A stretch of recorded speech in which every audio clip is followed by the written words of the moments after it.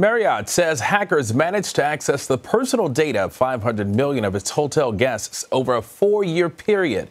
The compromised data included email addresses, passport numbers, and credit card information. The world's largest hotel chain announced the data breach last Friday in what experts are calling the worst hack attack ever. Cyber and national security correspondent for McClatchy Newspapers, Tim Johnson, joins us now to discuss this. Tim, good to see you.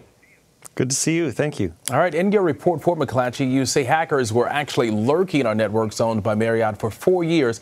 How did they manage to go undetected? And is this common? That's a very important question. 4 years in cybersecurity terms is an eternity. It allowed the hackers to remain in the networks and what they call escalate privileges. In other words, go up to higher levels to really basically take control of the network for a long period of time and to pull information off the network.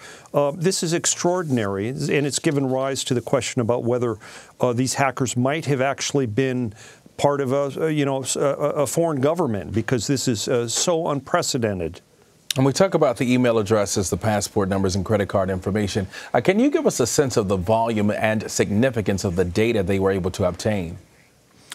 It's enormous, because what these hackers want to do is build profiles of each and every one of us so that they can use that information to fool us with spear phishing emails or something like that, so that they can take out credit in our names, or they can actually even take out a fake passport in our names if they could.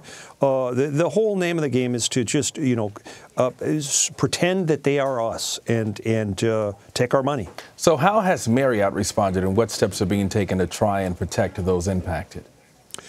Marriott discovered this in early September. And here is one of the curious things. They waited 3 months, nearly 3 months, before announcing this to the public. Marriott has said that they've brought in outside experts, that they have basically stopped the removal of any information from their networks and so forth. But it's 3 months is a long time, and they're going to face some scrutiny from regulators, particularly in Europe, because the European GDPR regulation, this new very intense privacy regulation in Europe, requires that any company that is hit by a hack report within 72 hours. So certainly European regulators are going to look at this and say, what happened? All right, Tim, got a final question for you. As hacks like this become more common, do you expect lawmakers to start to impose more regulations? How can they be stopped?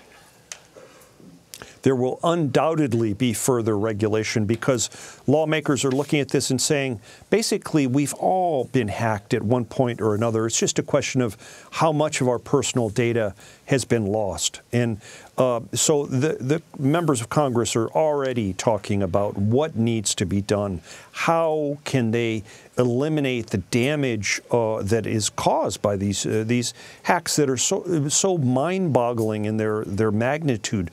We're talking 500 million possible clients of Marriott here. This is larger than the population of the United States. We've already gone past the point at which all of us have been hacked, and something has to be done. All right, you're right. Something has to be done. Tim Johnson in Washington. Thank you, Tim. Thank you.